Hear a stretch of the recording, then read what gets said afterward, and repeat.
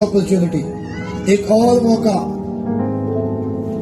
کہ خدا اس سال میں ہماری زندگی میں وہ کر سکے۔ بہت سارے ایسے بہن بھائی دوست رشتے دار تھے جو 2024 میں تو ہمارے 23 میں تو ہمارے ساتھ تھے، لیکن 24 کا دن نہیں دے سکے۔ تو یہ ہمارے لیے خوش قسمتی کی بات ہے کہ خدا نے اس سال میں ہمیں انٹر کیا ہے، ہمیں داخل کیا ہے، تاکہ ہم اس سال میں اپنے آپ کو بیسٹ طریقے سے، اچھے طریقے سے خدا کے لیے تیار کر سکیں۔ آمین۔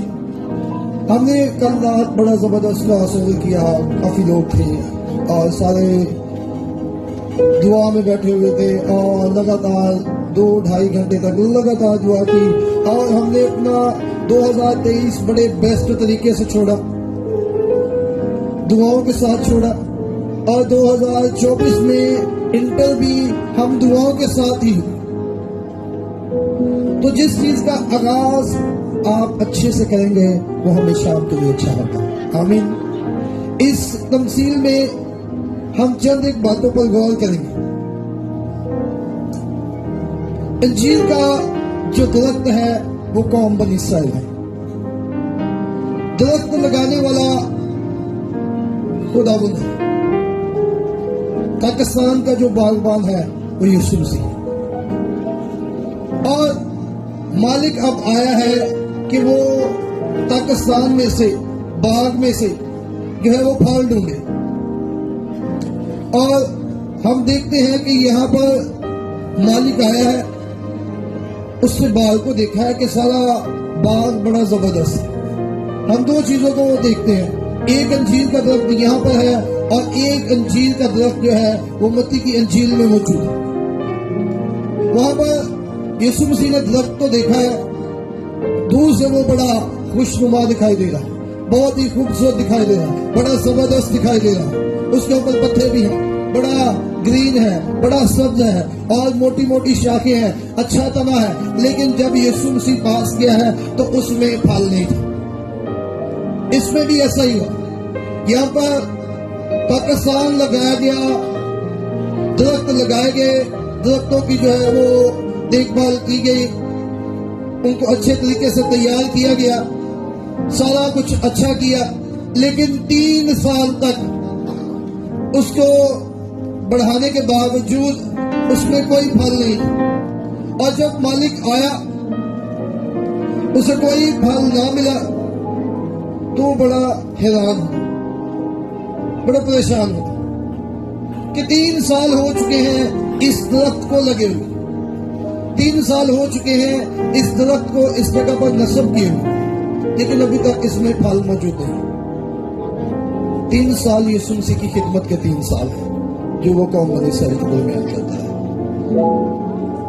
اور مالک نے کہا کہ اتنے عرصے سے اس میں پھل نہیں لگا، تو نتیجتاً یہ ہے کہ آئندہ کو بھی اس میں پھل نہیں لگے گا، آئندہ بھی یہ کوئی پھل نہیں دے گا، آئندہ بھی یہ آگے کو بڑھوتری نہیں کرے گا، بلکہ یہ زمین کو روکے رہے ہیں۔ اتنے عرصے سے یہ زمین کو روکے ہوئے ہیں، اب تو اسے کاٹ ڈال اور اس جگہ پر کوئی نیا درخت لگا تاکہ وہ اس کی جگہ پھل دے۔ یہ زمین کو کیوں روکے ہوئے؟ اس کے جگہ نیا درخت لگایا جائے تاکہ زیادہ پھلدار ہو اور زمین کا اچھا استعمال ہو سکے۔ تو باغبان نے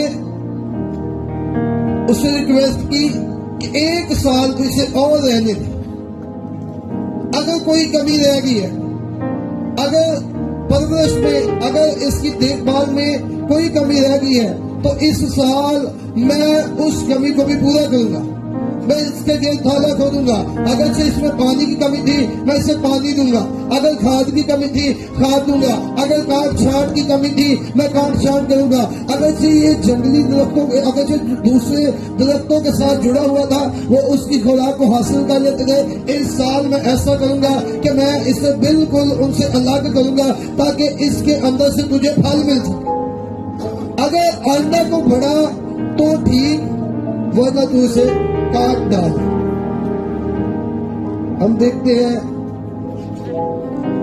کہ 3 سال تک اس میں پھل نہیں ہے، یسوع مسیح نے 3 سال تک بنی اسرائیل میں خدمت کی لیکن کوئی پھل نہیں آیا. ایک اور سال مانگا, ایک اور ایئر مانگ لیا, ایک اور برس مانگ لیا, ایک اور ٹائم پیریڈ مانگ لیا کہ اگر اس سال بڑھا تو ٹھیک, ورنہ آئندہ کو اسے کاٹ دینا. اور چوتھے سال میں ہوا کیا, جیسے ہی چوتھے سال میں وہ داخل ہوئے انہوں نے یسوع مسیح کو رد کر دیا, یسوع مسیح کو منسوخ کر دیا, اس کے حکم کو توڑ دیا, اس کی محبت کو ریجیکٹ کر دیا. اور پھر وہ محبت کو ریجیکٹ ہی نہیں کیا بلکہ اسے صلیب کے اوپر چڑھا دیا, اسے مصلوب کیا. اور رزلٹ کیا نکلا کہ یروشلم تباہ ہو گیا اور سارے لوگ پراگندہ ہو گئے. یروشلم بھی تباہ اور سارے لوگ پراگندہ ہو گئے.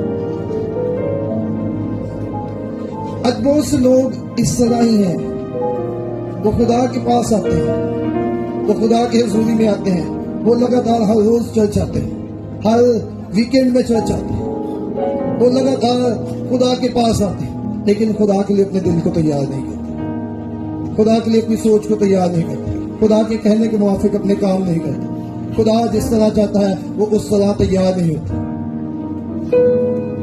یہاں پر بادشاہ جو ہے, جو پاکستان کا مالک ہے, وہ پھل ڈھونڈنے آیا ہے.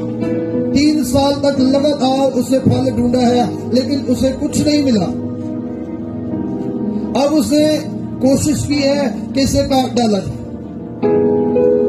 ہم نے جو دوسری مثال دیکھی تھی متی کی انجیل کے اندر کہ یسوع مسیح نے دیکھا کہ خوبصورت دکھائی دے رہا ہے, اور جب پاس جا کر دیکھا تو اس میں کوئی پھل ہی نہیں, پتے ہی پتے تھے. یسوع مسیح نے اس پر لعنت کر. مرکز کی انجیل یہ بیان کرتی ہے کہ وہ موسم نہیں تھا اس کے پھل کا, وہ موسم نہیں تھا کہ وہ درخت پھل دیتا. تو پھر کیوں یسوع مسیح نے اس پر لعنت کی؟ کیوں ایسا ہوا کہ درخت کے پھل دینے کا وقت نہیں ہے اور جو مالک ہے اسے اس پر لعنت کر دیا؟ یہ اس لیے ہے کیونکہ وقت سے پہلے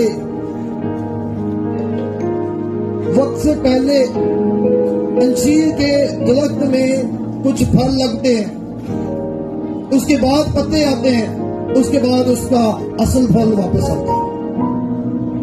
پہلے انگیتے لگتے ہیں چھوٹے چھوٹے جو اس کی پھل پیدا کرنے کی علامت ہوتے ہیں. اگر وہ ہی نہ لگے تو یہ سمجھا جاتا ہے کہ یہ پھل دینے والا درخت نہیں ہے.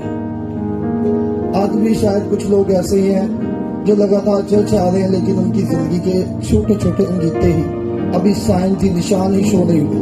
انہیں صحیح طور پر دعا کرنی ہی نہیں آئی, یا دعا کرنی آگے دعا پر ایمان ہی نہیں رہتے, دعا میں قائم ہی نہیں ہو رہے. جب مالک آیا اس سے دیکھ